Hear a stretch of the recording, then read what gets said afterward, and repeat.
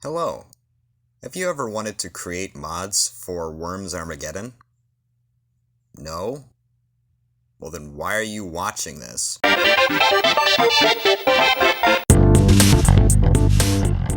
map's size must be divisible by 8. Although I will be using a 1920 by 696 pixel image, there are many other map sizes you can use. I will link a list of them in the description.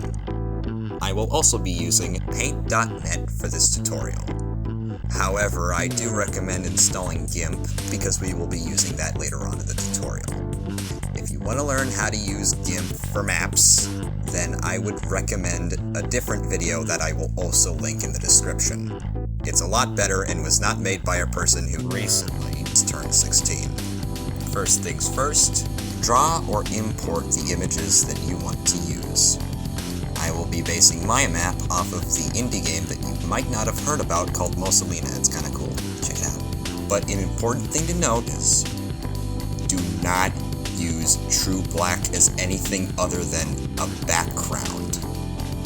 Pure black is the transparency value.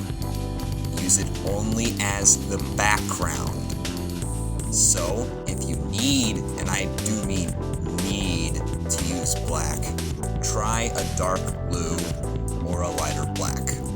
I would also recommend keeping the black background separate from the map itself, because of a thing that we're going to get into now. When you are done making the main map contents, go over to the Effects tab, go into Colors, and then click Quantize. You should see another tab. Set the colors to be 64. Now you can go higher than that, you can go as high as 112. But I personally like to set it to 64. The next thing you have to do is set the transparency threshold to 1. I would also recommend setting the dithering level to 0. Now, I'm not sure if that actually does anything. It feels like I did have an issue with the dithering level before, but I think you can set it to whatever you want, but just to be safe, I would say set it to 0. Once you've done all that, click OK.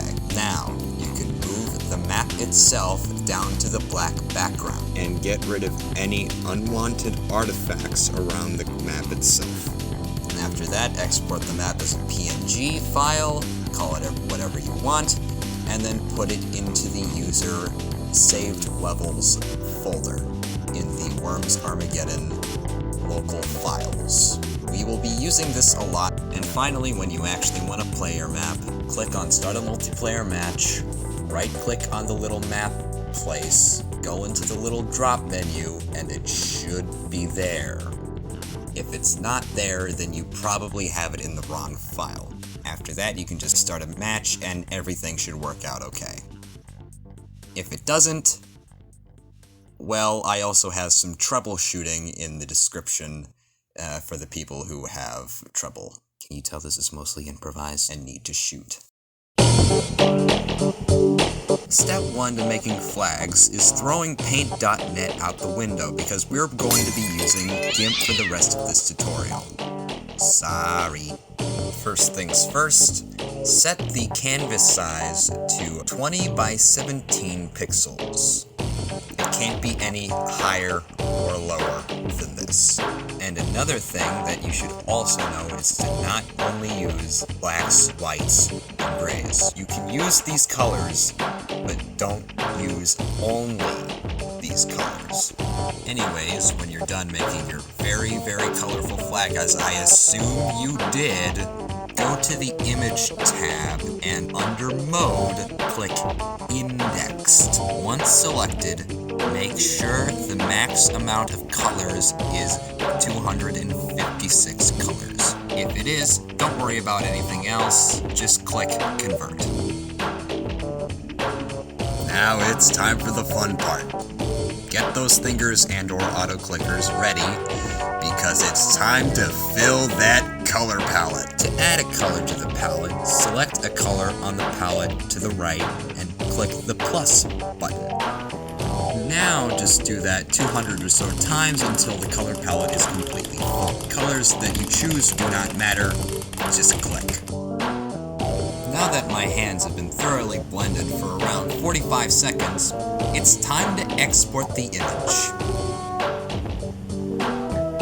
Go over to the File tab on the left and click Export As. Call it whatever you want, but it has to be saved as a .bmp file. After that, you can click Export. Another window should pop up. Make sure that Run Length Encoding is off and that under Compatibility Options, Do Not Write Color Space Info is on.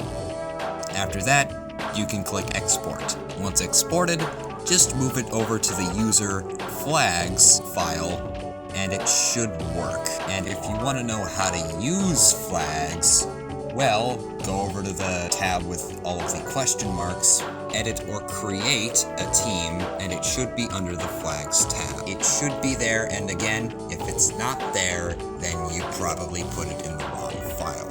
One last thing before I close out this part of the video. Remember what I said about not using only whites, blacks, and grays? Well, if you do, GIMP will export it as a grayscale rather than an indexed. Yeah, that's it.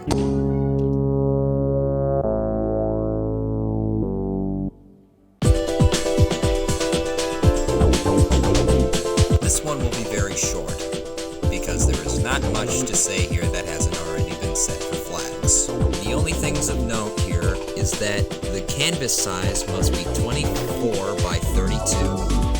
The background of the image must be pure black, and you have to put the file that you exported into the user graves file. If you're just here for graves, go back to flags.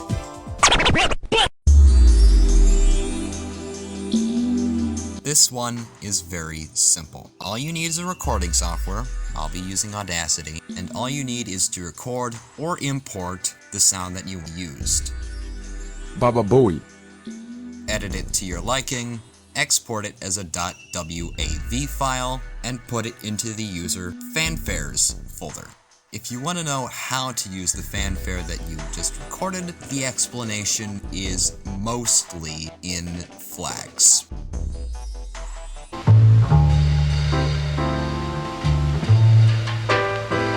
Lastly, we have speechbanks. First of all, I would recommend knowing and having recordings of the lines you want to use.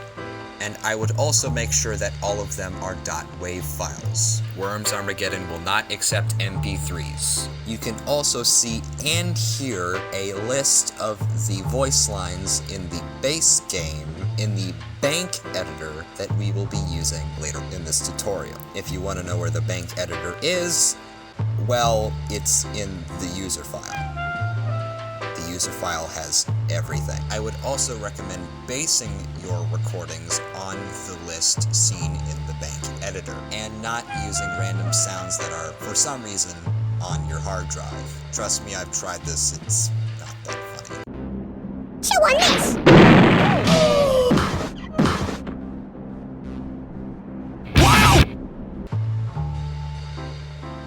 Put the lines you want into their places. Just click on a line in the bank editor, click Set, and find the line you want to replace.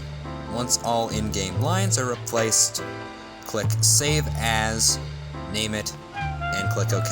The bank editor should do the rest of the work for you.